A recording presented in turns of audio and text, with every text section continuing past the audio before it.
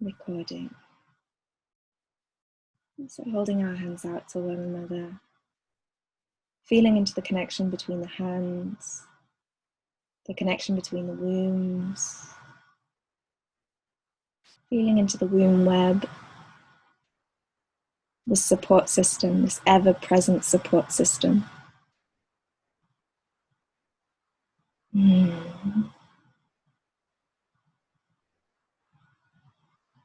And rubbing our hands together, warmth to our intentions, warmth to this space, and a clear intention again to really embody a transmission of whatever wants to come through with my words, rather than mental understandings of what it all means. Allowing the body to receive, washing down the body.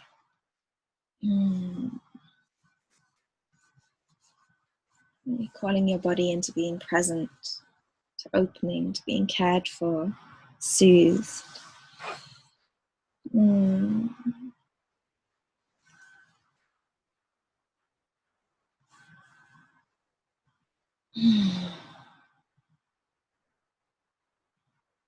then very gently feeling into the cervix.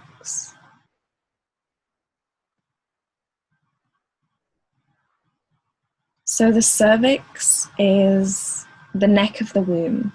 My hands are the womb walls, and the space where my head is the ocean, the womb space. Then where my wrists meet is the cervix. And the cervix physically drops higher and lower. It drops into the vagina, like this, and physically drops lower and higher, depending on how aroused we are. So when we're aroused, it drops higher.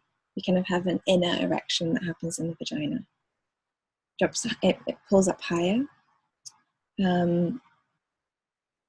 Hence why if we're not aroused enough, the cervix can be hit, and it can be uncomfortable sometimes when the cervix is hit, if we're not aroused internally when we're entered.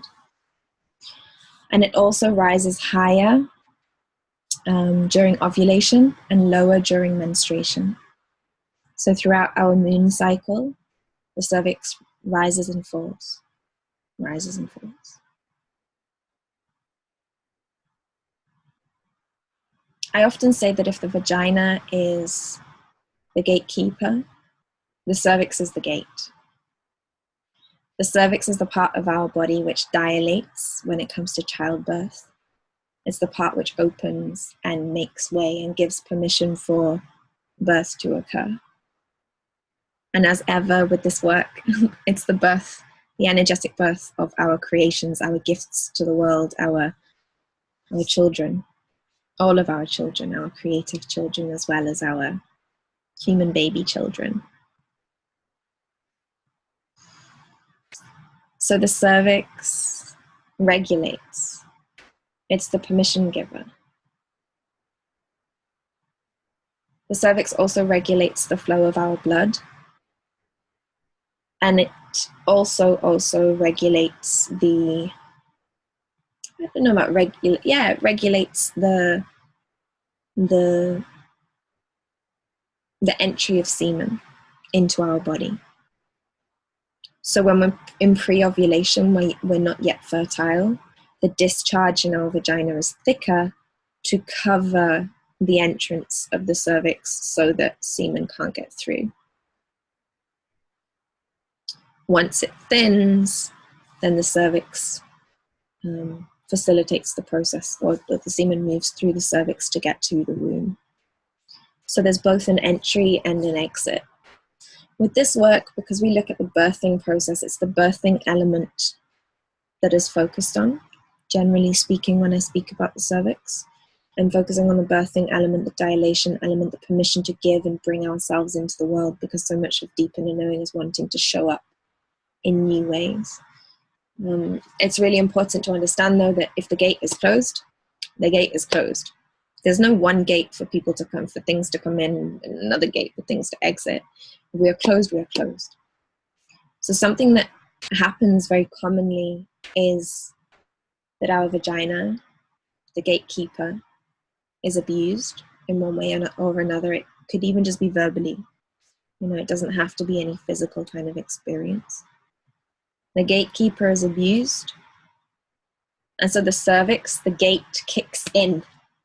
And it's like, shut, locked, shut.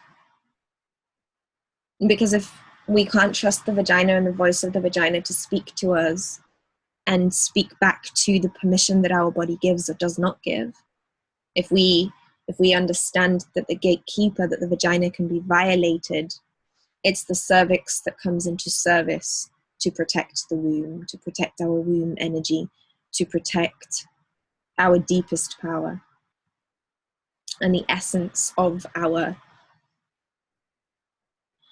femininity and our presence and our process as women.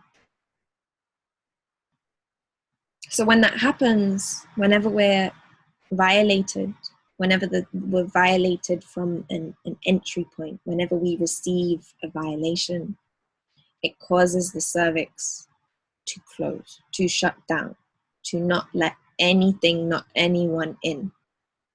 And that also then prevents us from birthing. It prevents us from really birthing our gifts into the world, bringing ourselves into the world. And this is when we find ourselves full with ideas, full with things that we've been working on. Like the poems, the stories, the projects, the plans, the businesses, all of these ideas that we have that have been with us. They're not fleeting. It's not like sometimes they flicker. It's like things that you've brought into your body, things that you've invested in, things that you've sat with, things that you know you want, things that you know are yours, your babies, like they're your babies. But you just can't birth them. Something prevents you from bringing them into the world. And a lot of the time it is this cervical shutdown. So we'll feel it inside of ourselves. We'll feel it. But it never quite becomes something external for the world to see. It's those projects that we talk about. For me, I've always had them. People will be like, oh, how's that thing going that you talked about? How was it? And I'll be like, I didn't get around to that thing. And I know I should have, because I know how my eyes lit up when I talked about that thing. I know how that was a baby of mine. But I, metaphorically speaking, miscarried that baby or, denied that baby its life because I was unable to tune into the birthing process. And sometimes those babies are inside of me, but they drift away again. There's different, in that kind of vortex element of the womb space, that multi-dimensional thing that happens in womb space. So many of our babies can kind of find themselves in a different realm that we don't visit again. So we can feel like our time comes and then it's not happening and it doesn't happen and it's just not working. And so a lot of the time, the energy of opportunity, the energy of really stepping in and opening ourselves up to saying yes to the world lies in the cervical energy, in the energy of our body opening. So I've talked about this before, I'll talk about it again. For me, if I am in the studio working on a choreography, working on any kind of dance piece, something like that, creatively, I'll be in my ovarian energy for the ideas, the flickers. I'll be like, oh, what's the thing? Once I feel like I'm choreographing and I'm starting to put things into place, or I'm starting to work on the idea and I'm starting to make it happen, then I'm in my womb energy. Then I'm working with this like vortex, multi-dimensional aspect of all of the many possibilities. Once I step on stage and it's performance time, once it's that one time to birth, to be, then I'm in my cervical energy. Then it's not about the many possibilities, it's about being. It's about being with the process and gifting the world with that thing. So right now, when I'm speaking to you, I'm in my cervical energy. It's my cervix that I'm dropped into. It's my cervix that I'm feeling into. And that also allows my heart to open. It allows my body to open. The more my cervix softens and opens, the cervix, because it drops into the vagina, is known as the heart of the vagina a lot of the time. It's an opening that occurs simultaneously. It's an opening in my throat. It's an opening and a softening of my mouth. The more my cervical energy softens, the more my cervical energy is allowed to really just open in her own time, rather than being pushed and forced because deadlines and this and that. And I often ponder, I haven't quite come to conclusions, but I often ponder about the parallels between, cesarean sections being so common today, so common, and so often because people working in hospitals, midwives and doctors in hospitals, are having to finish their shift.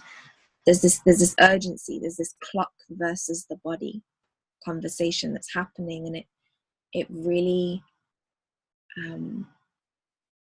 it really speaks back to how little we are encouraged to tune into what our body really has to say, tuned into what our cervical energy is saying in terms of whether we are open or not.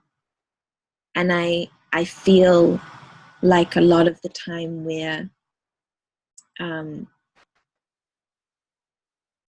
not allowing ourselves the full birthing process for our gifts when it comes to showing up in the world, when it comes to really offering ourselves in the world, when it comes to being present with what wants to come through us.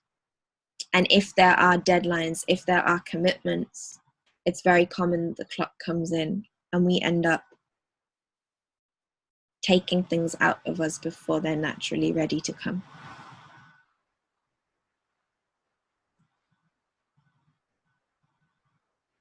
And I really wonder what would change if all women were taught about cervical energy, about the softening and the opening and the process of dilation, not just during birth, but in life, every day. The process of opening and softening and feeling into when the right time is.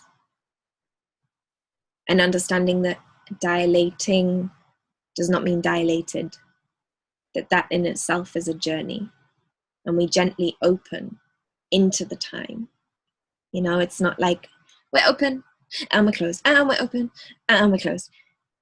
It's like there's a journey, there's a process. This right here, this is a space. It's not quite open and it's not quite closed. And this here is another space. And this here is another space. As is this space here. And this space. Like all of this is a journey. All of this is different spaces to explore.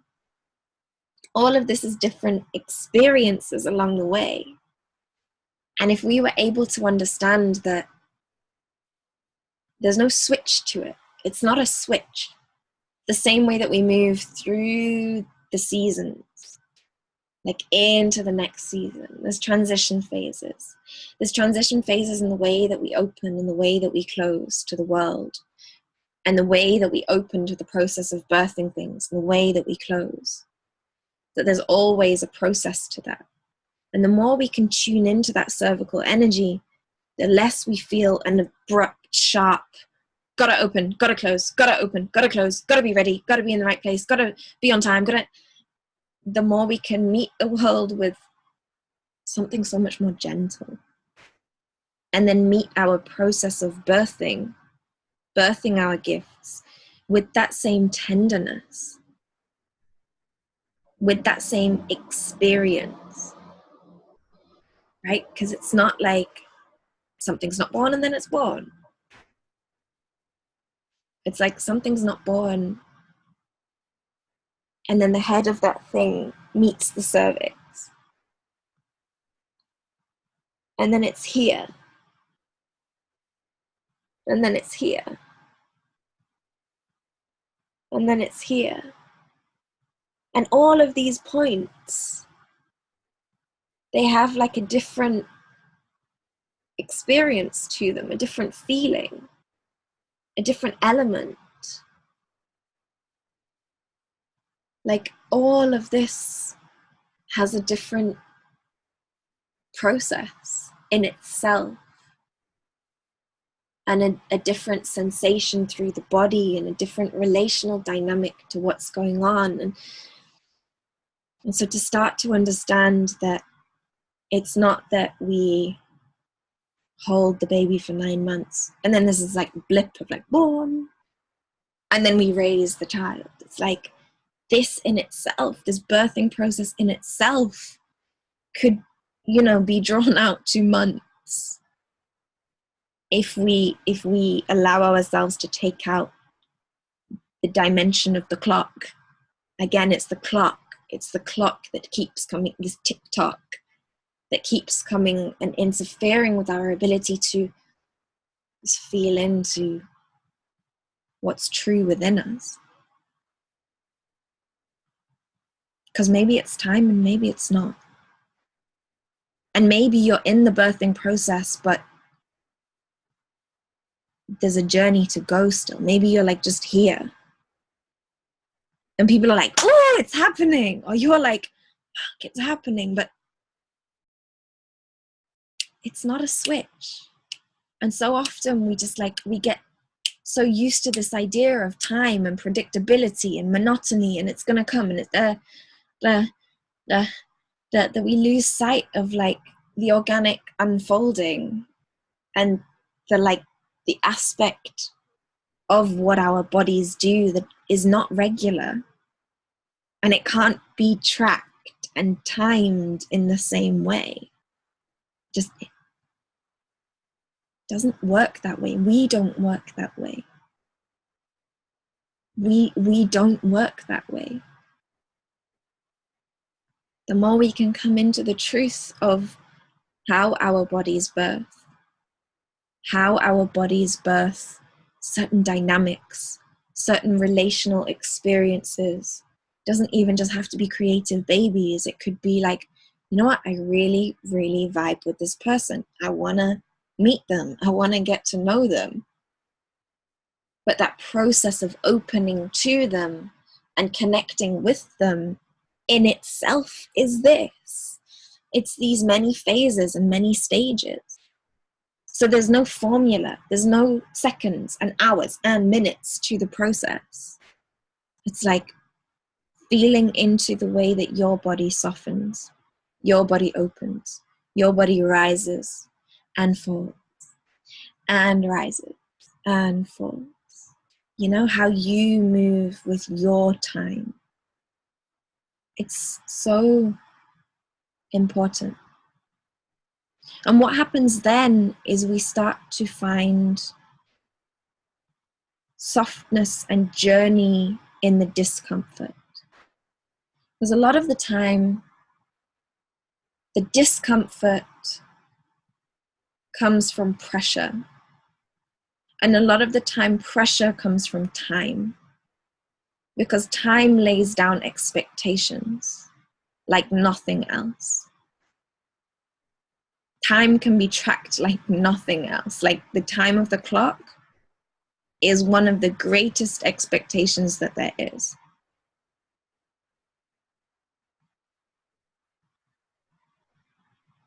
For example, I'm going to take you through a little test. I'm going to ask you to all take a deep breath in. You can stay lying down, but taking a deep breath into the body and holding it. Just hold it in your body. Hold that breath in your body and feel how your body is likely tense. Feel into all of the tension around holding, the tension around holding. Hold that breath in still, but soften the body. Soften the body. Explore where your body can soften further, where you can soften and soften and still hold. Still hold. You're still holding. You're still holding. You're still holding, but you're softening more and more and more and more. You're softening. And eventually when you need to exhale, exhale softly and gently when you're ready to. But really feel into how when you're holding that breath, you can soften. that holding doesn't have to be tension. And so being suspended in an experience of having something not yet completed, having not yet exhaled, having not yet inhaled, if you wish to do that exercise the other way, having not yet completed what the next phase of the journey is in your mind, doesn't mean that you have to be tense. And a lot of the time, that destination, that expectation, that place that we need to go, that thing that we need to do, causes this tension inside of our bodies. And it's this like thing. And what we really need to do to birth is we need to soften. Our hips need to soften. Our wombs, our lower bellies, our jaws, our throats, they need to soften. Our cervical energy needs to soften. So it's that softening that this cervical energy is about. And again, if the gatekeeper has been violated, the gate slams shut. There's no softening in that. There's no softening in that. So really exploring how you can soften into opening again. Really go gentle with your process of opening, of softening, moving into this process of birth. This process of bringing something through. Is this resonating? Does this make sense? I'm going to read there's a couple of comments and questions here. When I birthed my babies, I forced myself to open. I realized all tension in my cervix and pushed them out to avoid the discomfort of opening, to get it over with as quickly as possible. Kept that vulnerable time as short as possible.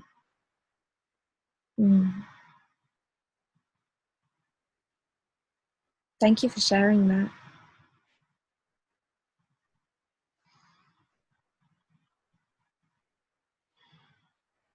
It is vulnerable. It's vulnerable. It's a vulnerable process. It's vulnerable as a woman to be giving birth to a human child. That's probably the most vulnerable that we can be from a kind of a biological state, you know? The vulnerability of being in that process is huge, and energetically it applies to the process of bringing our gifts through too. And I think that's something we really, really need to honor, is that when we're stepping in and we're finally making these things happen, like, that's big. It's big. It's a process. It really is a process. It's a question here.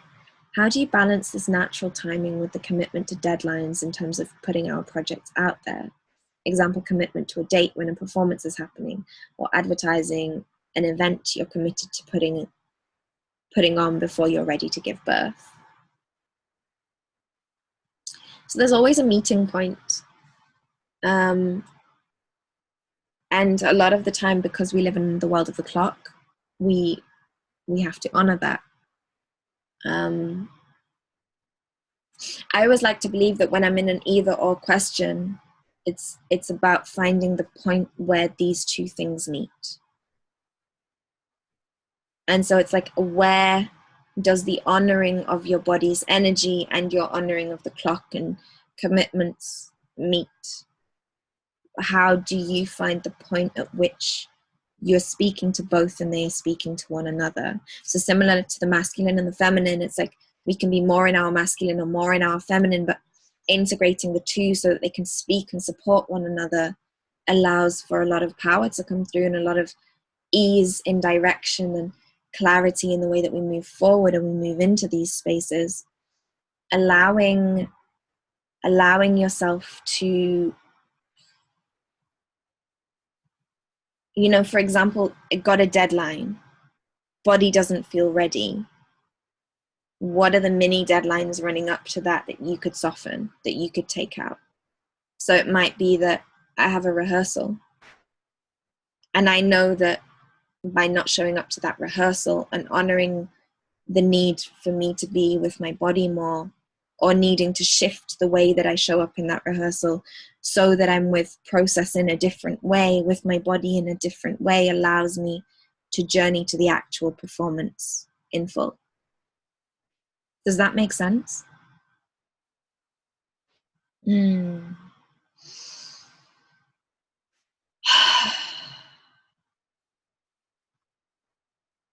The holding and the waiting of the breath, the idea, the project, creates tension in me. But more than that, when it doesn't happen, I give up, I give in, I move into the space of nothingness or emptiness. Something that once held so much energy seems to lose all its energy, like it dies. Is that womb space, womb walls issue? I can't seem to hold down my ideas, like they disappear somewhere. Hard to share this. Honoring that you shared that. Really witnessing you sharing that. Thank you.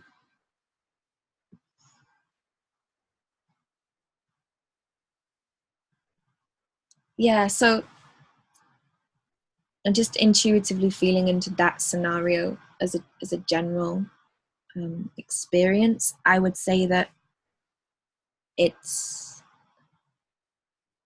perhaps long-term a cervical energy thing and short-term a womb energy. So something that's important to understand is that all of these spaces are in relation to one another. So if the pleasure phase is not running fully, then the pleasure phase is not informing the ovaries, right? So if the clitoris and the vagina are not energetically strong and not energetically present and being given the attention and the phases and the movement that they need, then that pleasure phase is not going to be informing the ideas. And then the ideas are like, well, why bother anyway? So the ovaries are like, whatever, why bother? And pleasure's not happening. So that's why we'd want to do the first thing in the first place. Like, why bother? So then the ideas are affected. Now, if the cervix is shut and the ideas are still popping off, the ideas are coming into the womb, but the womb's like, yeah, but the cervix is never going to open. The cervix is never going to do a thing. So what's the point? Then the womb energy starts to shift and shape and play up in relation to. So to me, it feels like the actual energy itself that is causing that. It's like, it feels like that multi-dimensional womb thing of like, it disappears into a different sphere or land or something somewhere that's out of reach and out of sight now. But the motivation for that is a lack of trust or a lack of belief in the capacity or the process of the cervix. So it's kind of like, well, it's not going to happen anyway, is it? The cervix is never going to give birth to this thing. The cervix is never going to open for this thing. That's what it feels like for me. Let me know if that resonates. Let me know if that feels. I can see you.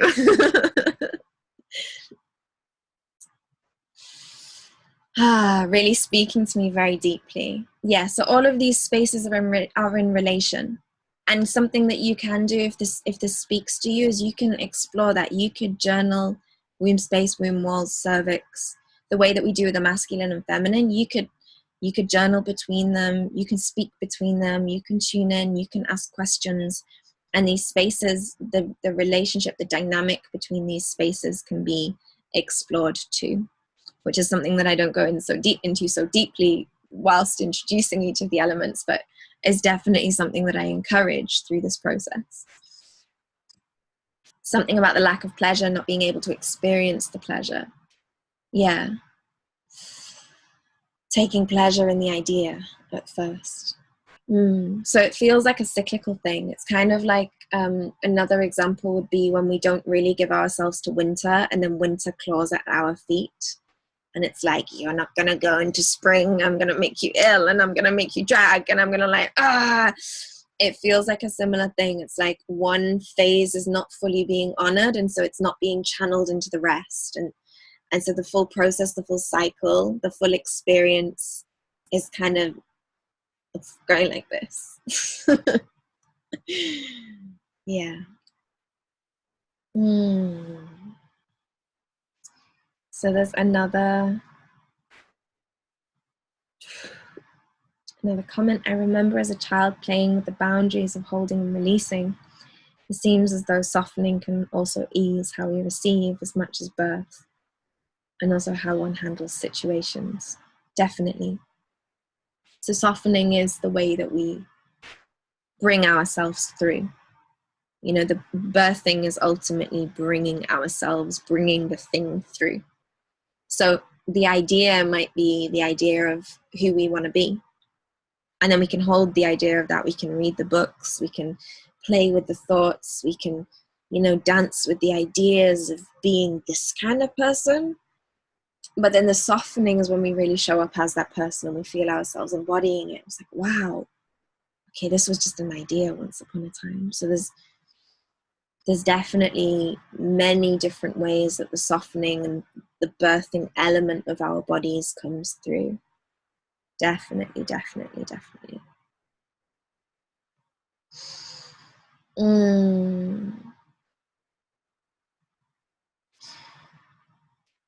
Is the cervical energy piece making sense?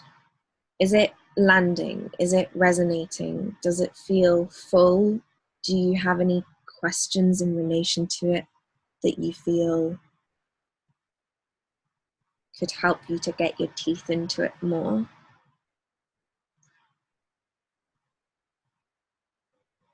Mm.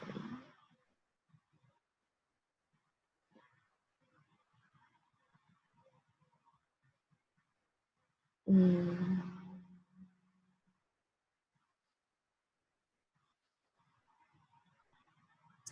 So there's another piece to the cervix, which is that a lot of ancestral patterning, a lot of ancestral wounding sits with the cervix. And to break it down, the cervix is the point of the body that we are meeting when we are in the initiation, from the death of being in the womb to the life of being in this experience of life. So there's a process when we're in birth. We're going from one particular experience, one particular reality into the next. And so birth in itself is an initiation. And this initiation point is the point at which we're most susceptible to imprints. We're most susceptible to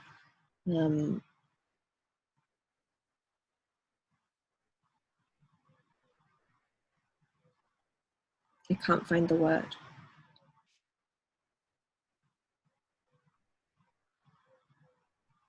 But we're most susceptible to what wants to come through. We're in our most vulnerable state energetically because we're in that transformation phase.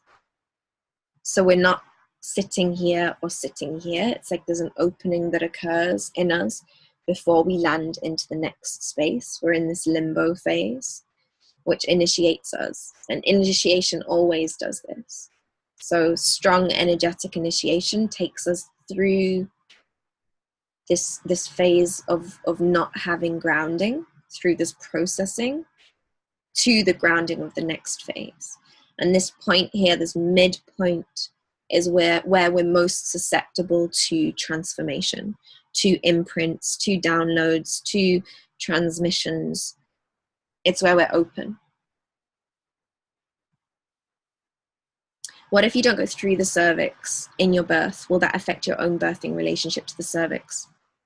I think it could, but I think that when it comes to ancestral conversation, we're looking at so many births that have moved through the cervix. Like if we think about anything other than natural birth, it's not really been around for that long compared to kind of our ancestral existence or our genetic existence. So I think that your own relationship to the cervix, yes, will somehow be impacted by your own birth story, the same way that your whole life will be.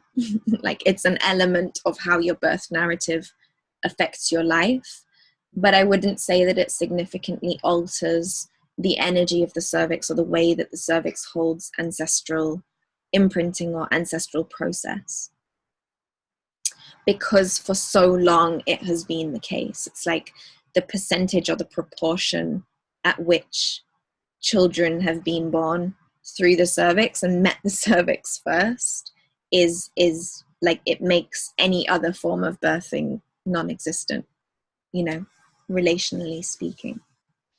So it's the first point. The cervix is the first point that we meet energetically, the first energy center, I guess, that you move through, that we all move through as we are being birthed, as we're coming into this initiation phase. And so there's this very strong hand down element, passing on element that the cervix holds. So this processing, this initiation element, there's a lot of that sits in the cervical energy, especially the mother line, right? So the mother line, the grandmother line, a lot of that, a lot of birth initiation energy sits in our cervical energy. And so whenever we're wanting to do ancestral or lineage work, dropping into that space which energetically carries that midway point, and the susceptibility of being in that midway point, is a really beautiful place to explore. Does that make sense? Do you feel like explained that clearly enough?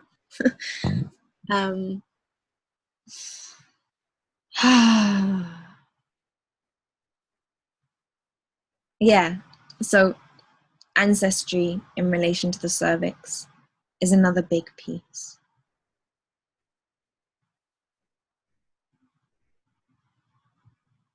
Opening, softening, timing,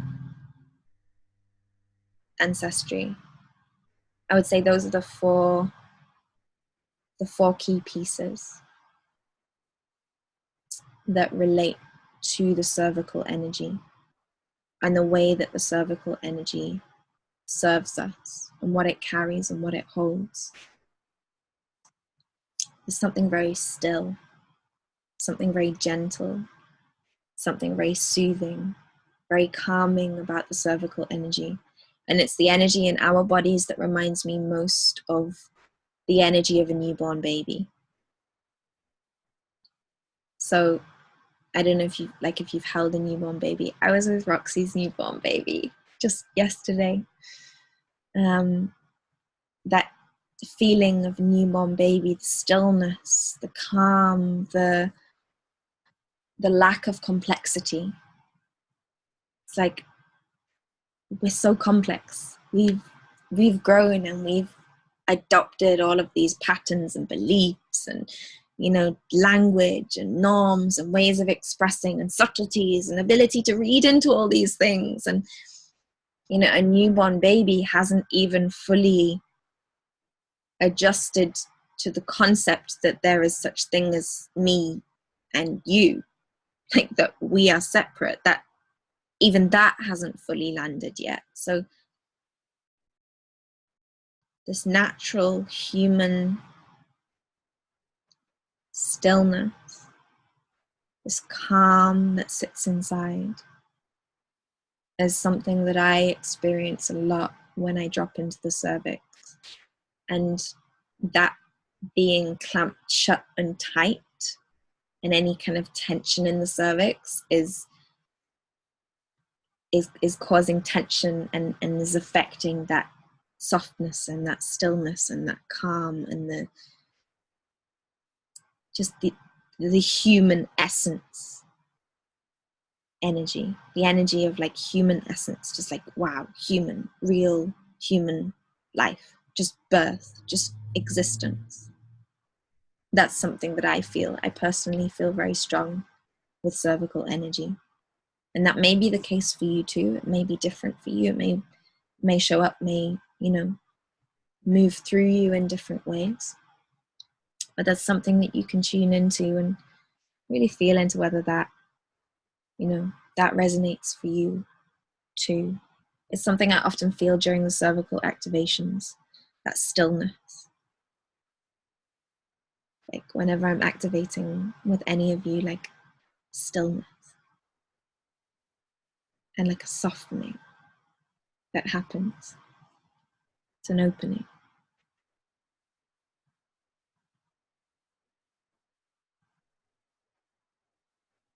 Yeah.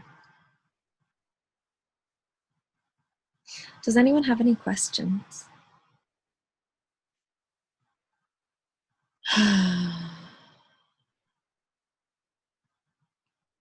Everyone's so gentle. It's like cozy. Is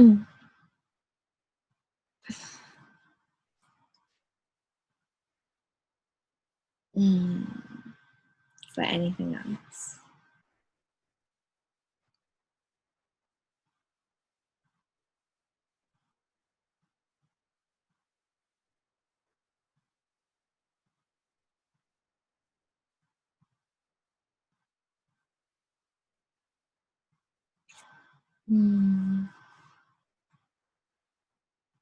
I'm just feeling that stillness.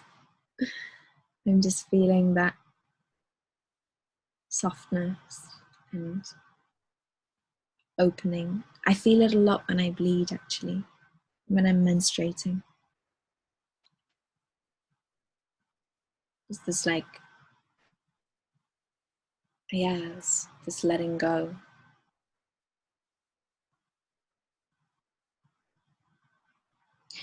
So then it's also interesting how the release aspect of feeling through the cervix is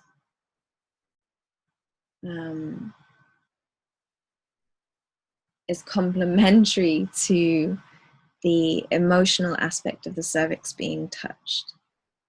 And I think this is something that I touched upon in one of the other videos, but the cervical orgasm is the orgasm which like causes us to be very, very, very emotional.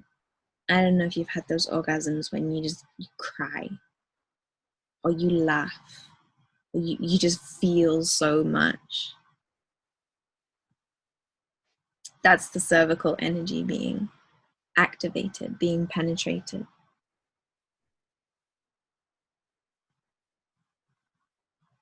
So there is this motion, this expression, this thing that comes with the cervix too. And so there's this stillness and the softening and the opening, and then the vulnerability. Again, it comes back to that vulnerability that was mentioned before, like this vulnerability of opening and expressing and being present with and experiencing. And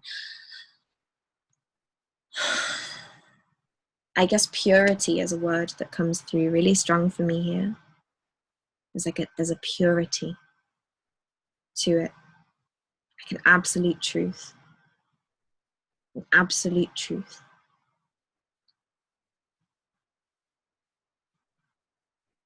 And I believe personally that this is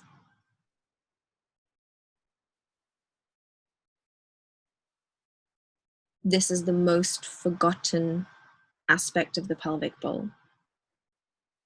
This is the piece that is like visited the least.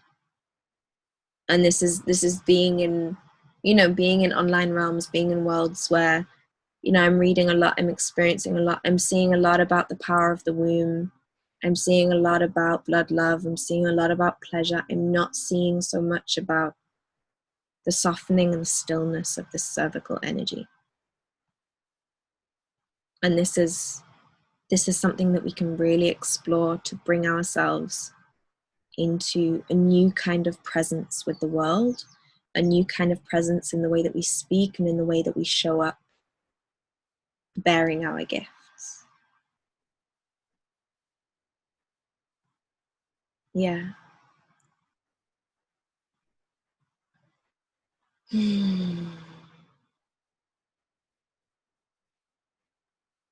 This piece, profound. I've been looking for this. There is sadness, shame, and fear, and so much conditioning, being told so much by others that I have issues birthing, following things through, making them happen, and my own fear of infertility or not being able to hold and birth a child, or anything else really. And yet my experience of that place in my activation was so incredibly powerful. I can feel it now.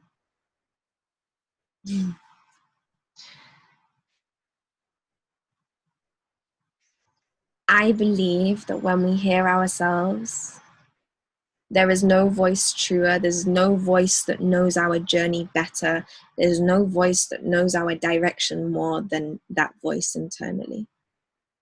And deep inner knowing, everything that I stand for is you being able to hear that voice so that you're not defined or burdened or held back by the issues that other people place upon you.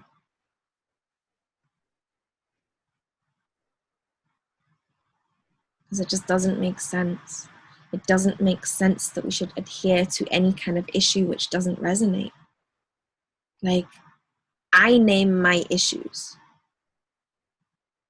I name my issues. And I name that I see to those issues. If you say that I have an issue, that's your issue. That's not my issue. That's yours. If you have a problem with me being something, if you have a problem with your perceived issue of me, then that's for you to address. Unless I welcome that in, unless I request for you to move through this with me, unless I come to you and say, I feel I have an issue with this. I feel that my truth inside of myself is that I have an issue with this. It's not my issue. It's just not. I decide what my issues are. No one else tells me. No one else tells me what my issues are. And so hearing your own voice allows you to drop in deeper and deeper and deeper and clearer and clearer and clearer into like what your body says, what your truth says, what your deep inner knowing says. Because that's what serves you and that's what speaks truth more than anything. More than anything. And I feel it so much, you know. I think it's something that all of us as women can resonate with on one level or another, you know, being told that we need to be more of this or more of that, or, you know, that we've got problems because we don't look the right way, or we don't act the right way, or we don't speak the right way, or we don't show up the right way, or we don't have the right kind of relationships, or we don't have the right kind of sex, or we don't have, just like, fuck off with your prescriptions. Let me decide for myself. Let me feel into whether that's an issue or not. You know? Because what if I love my body? What if I actually absolutely love my body? What if I absolutely love my relationship to sex? What if I don't think it's an issue at all? What if I, you know, actually feel that what you're telling me is not aligned to my truth, and I know my truth so much that just falls away. What you're saying just falls away. I think it's so important that we can hear our own truths and be guided by our own truths and know ourselves through those truths. And it brings me absolute joy that you can feel that energy inside of you. It really, really does.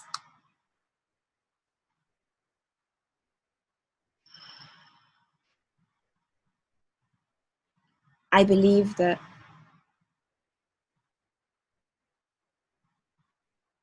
we can call anything in.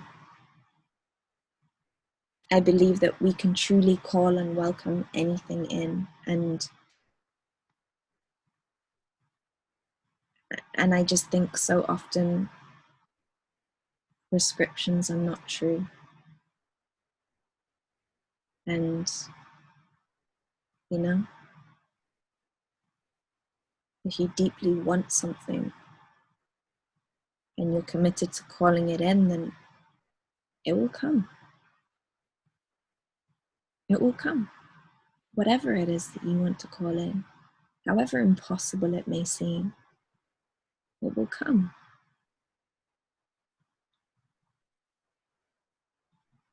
Why would it not? I believe that. Like, I really, really do.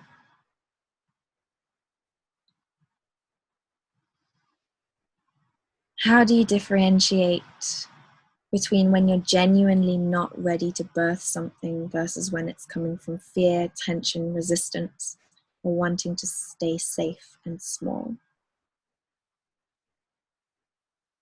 So the first question is there tension in your body?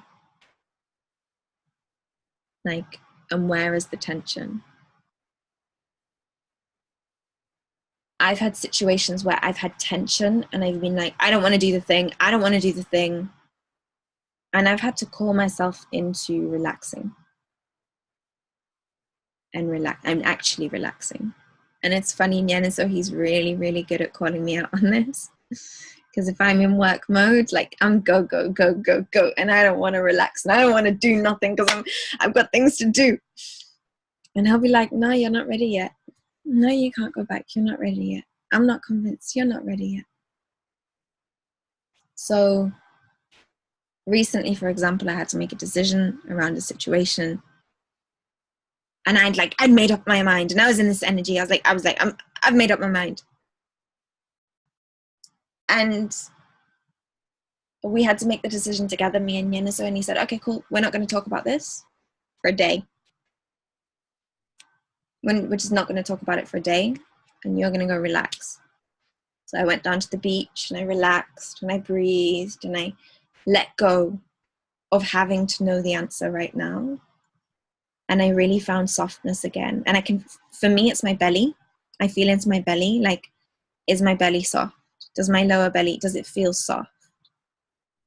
You know, does my throat feel soft? Does my jaw feel soft? And everything was tense. And I found softness again. And I allowed it to soften. And when I was in that softened space, then I asked. And the answer was still the same. You know, the decision that I'd come to was still the same. But if your answer comes from softness, that's when you can really lean into the truth of it. If it comes from tension, then it's difficult to decipher whether what you're making the decision about is causing tension, or whether the decision itself is causing tension, or whether it's something else, or where the tension is coming from. So the more that you can take yourself for a walk, breathe deep, have a bath, you know, really just soften into the body, use the tips and tricks videos that I've offered, the more that you can really drop into that and come into the softness that I speak about with regards to the cervix, the more the cervix isn't like locked shut, having to deal with a situation, and is able to just speak. You know, there's a freedom that comes with softness. Yeah. So that would be my main answer right now to you.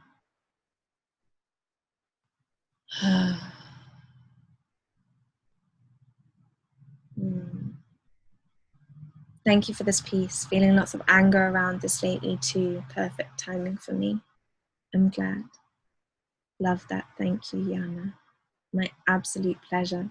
My total pleasure. Does anyone have any other questions or comments? Would anyone like to share anything?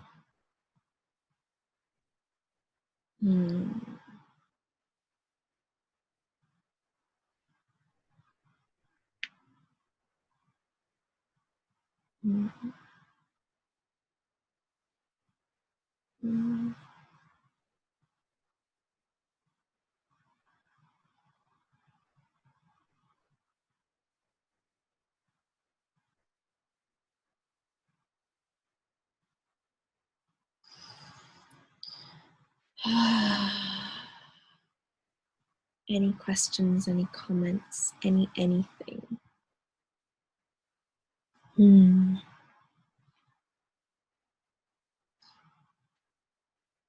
loving how relaxed I'm feeling. I was quite angsty when I jumped on. I'd walked for 50 minutes straight, like power walking to get here on time. I was like, hey, cool, I'm here.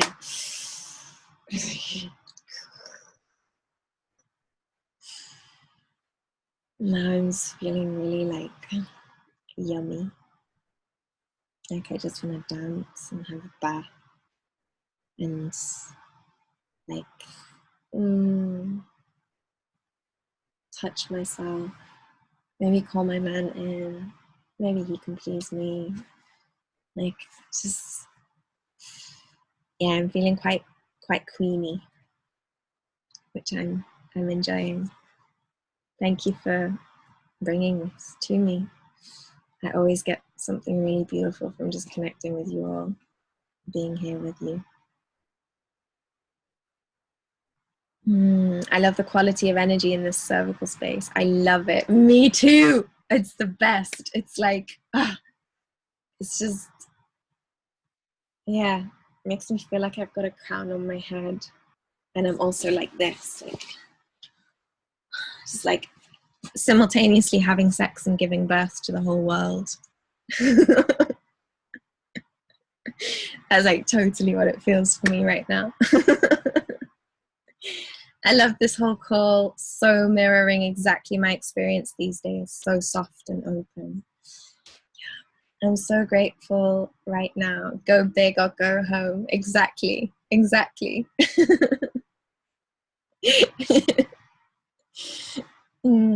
Yeah. And it also feels, I don't know if any of you feel this as well, but it also feels like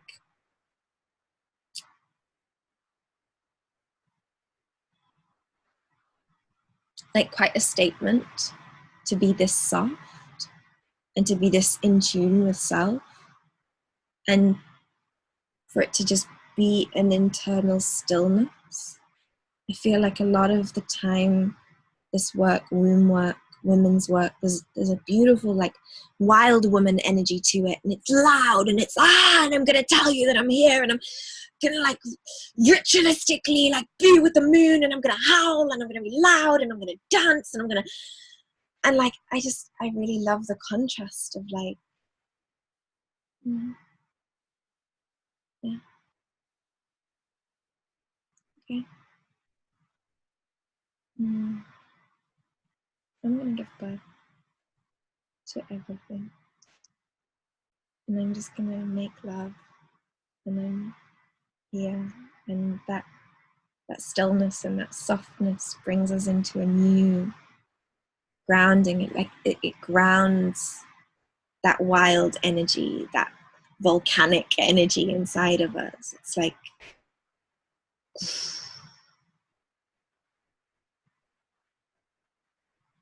something so still and so statue and permanent and ancient about it. Yes, this feeling, revolutionary state, shivers. So cervical energy, beautiful women, cervical energy is what we want to be tuning into when we have the ideas. So we've had the flickering, the sassy, the spice, the ovaries is the right and the left. They're working together and they're making things happen. Then they're going to send it into the womb, and the womb's like, the womb holds. It's like, it's like it all happens inside of us, and we dance with it, and there's process, and there's movement, and we're wild. And then we're ready to like bring it in. So we channel and we find that stillness and that softness, and we ground. We're just present, absolutely present with the process of bringing it through and bringing it in, and being here and making it happen. So I really encourage you to explore it. I really encourage you to explore cervical energy. I highly recommend touching your cervix. You can reach for it inside of you, especially when you're menstruating. It softens and it hardens throughout the month.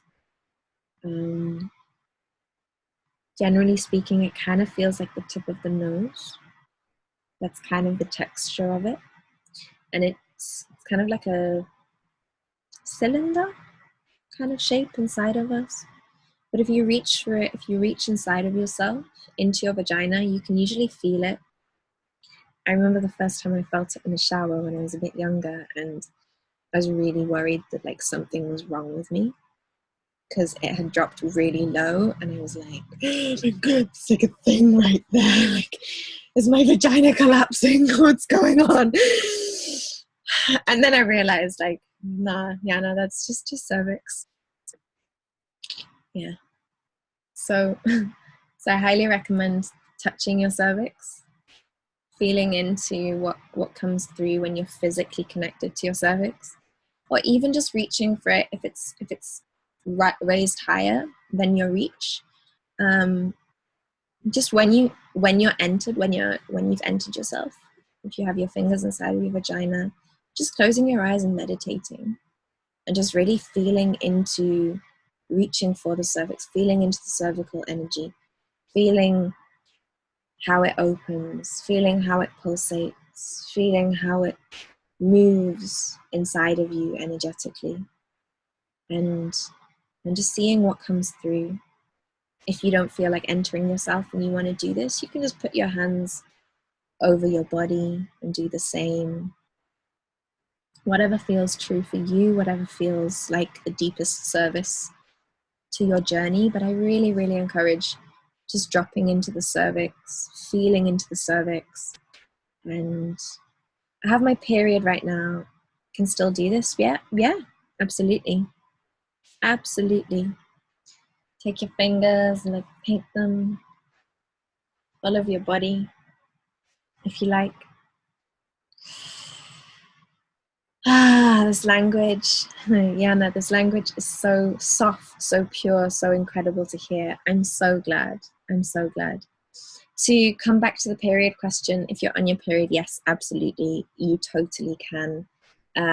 It's actually one of the best times. It's when the cervix has dropped lower, so it's one of the times that's that it's easiest to feel physically.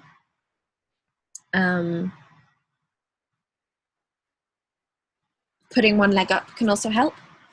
So if you're like laid back and you put one leg up, it can help with reaching in physically. And also doing this in the bath. I tend to do it in the bath. I'll often like massage out my quadrants, which is something that I'll teach about next week. But I'll massage out my vagina, I'll massage out tension spots, and I'll also reach for my cervix and just tune into the different spaces inside of my body. So yeah, in the bath, especially if you're on your period and you don't feel like connecting with your blood so much, being in water can be a nice way to travel through that process of connecting. Yeah, really connecting with the softness, really connecting with how your cervix softens and opens. What opens the cervix if the cervix has slammed shut, right? If you suddenly come into this place of, especially if it's some kind of violation, if you've experienced any sense of violation, any trauma coming up, any sexual stuff coming up, names being called, feeling unsafe, there's all kinds of things that can cause us to shut down and close. Start to explore the things that open you up again. So for me, if I've closed, massaging all around my hips and my pelvic area is like my go-to. Toning is really beautiful, but start to explore the different ways that your body can open up again if you've closed, and start to explore as well the different states of open, right? So if you know that you have an open that's here and an open that's here and an open that's here, and you feel too open here all of a sudden, you know that this is a reference point you can come back to rather than slamming shut completely. And that really allows us to maintain and regulate a state of openness as we move through life, as we process the world around us. It's like we can open and close, but not have to slam shut all the way, which can be really powerful. Just knowing, okay, I'm not safe here, but I am here. And it can shock our body less too. and allow us to still feel in flow and, yeah, able to journey, able to process, able to be present with what's going on. Yeah, I think that is the most of it for this call. And I feel like I'm quite in the energy right now, so I imagine that it's come through for you in one way or another. I'm having thoughts now about the prevalence of external penetration before internal connection. What kind of reality is that? This, what you're talking about now, this is the way that feels truthful. Thank you. I am really big on the body's consent. It's something I've talked about less here, but it's something that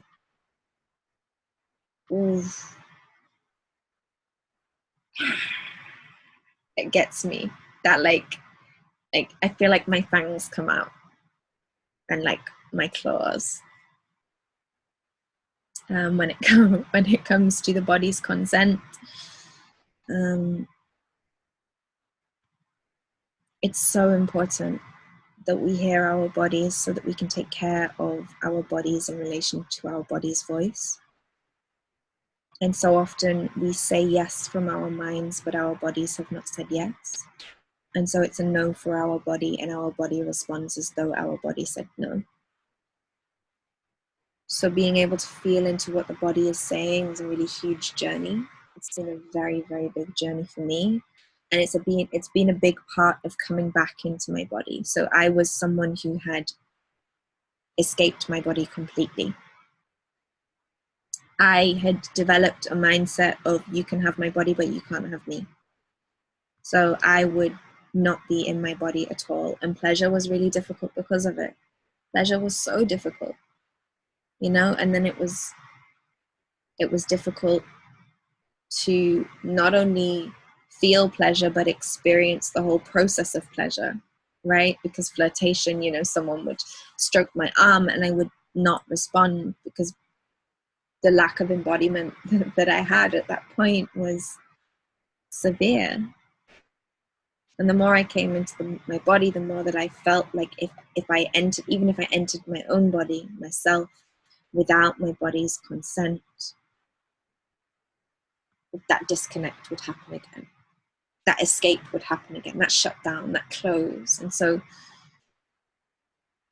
starting to listen to the body more and more and more, both the cervix and the vagina, especially when it comes to penetration, is so important for our body's health, for our body to be saying yes to the experience, and our body to then be opening to the experience of external penetration.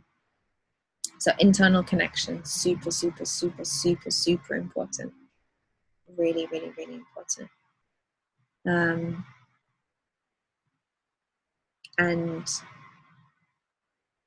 the one way that I would encourage anyone, if you're wanting to explore this, encourage anyone to really feel into what the body's consent feels like, is just to place your hand over the vulva. Just place your hand externally, not entering yourself at all. You can get your partner to do this as well. This is like a safety exercise that you can do with your partner to develop trust and develop connection with someone else. So you can just place your hand over your vulva and breathe and breathe and keep breathing and keep breathing. And then if you feel like you want to move into a new state, if you're feeling any kind of opening, what you then want to do is really gently stroke over the top. If your body is not opening naturally, like to very feather-like touch, it's not time yet. You stay there. You stay there. You stay stroking. You stay stroking. You stay on the outside until there's a very clear opening that happens that lets you in, that calls you in. And a lot of the time, It's very common for women to feel suddenly like that there's a new level or a new energetic movement in the vagina as a result of doing this task. So just hand over the vulva, breathing, breathing, breathing. And then once you feel some kind of movement, some kind of process, some kind of pulsation, like there's an awakening that's happened, just very gently, feather-like touch, stroking, stroking, stroking, and then it will naturally part. There will be a natural opening that occurs to feather-like touch. And that's when you enter, and that's when a whole new level of connection internally will come through. And the more that you can honor this, the more that you can honor that voice of the body, the less the cervix has to close. The more the cervix trusts that that softness will be honored by the vagina, by you, by that external gatekeeper voice, and the less the gate has to do. So yeah, the gatekeeper and the gate. So that's just something to throw your way, to process, to feel into, to play with, to experience, and to feed back on if you wish to. Yeah, thank you for bringing that point up. Anything else before we close this one?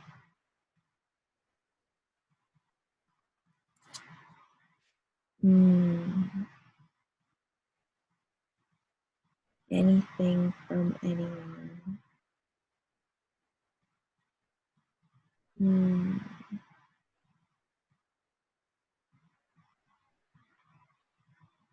I'm feeling pretty good.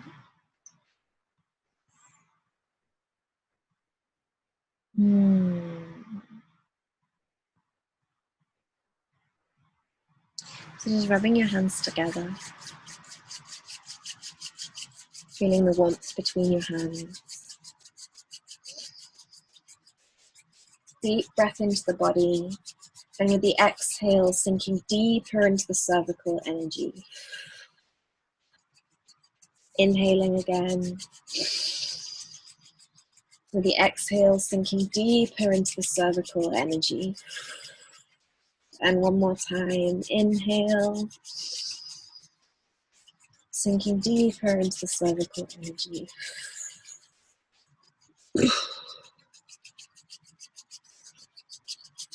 Bringing the hands anywhere over the pelvic bowl. And feeling into the cervix.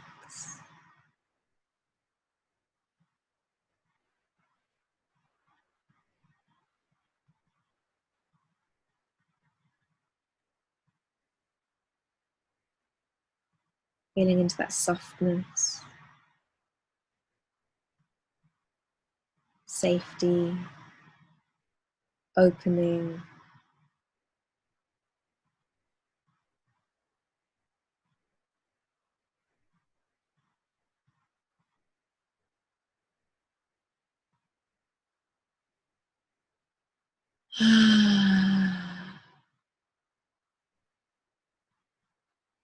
Rubbing the hands together again.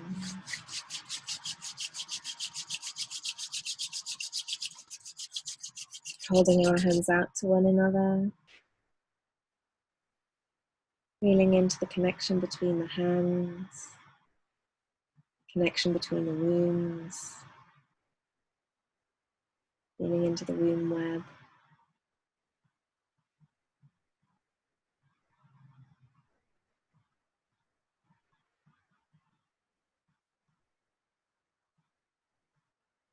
Just for a moment, finding the eyes of other women on the screen.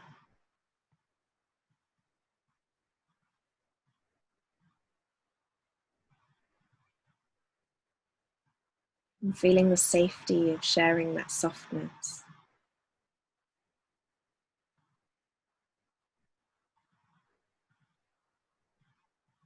Feeling how that softness evokes a new depth of softness within yourself.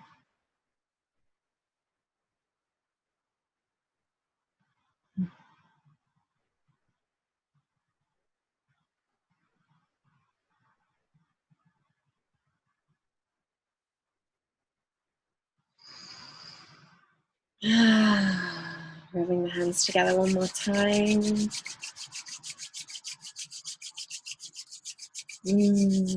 And just washing the body down.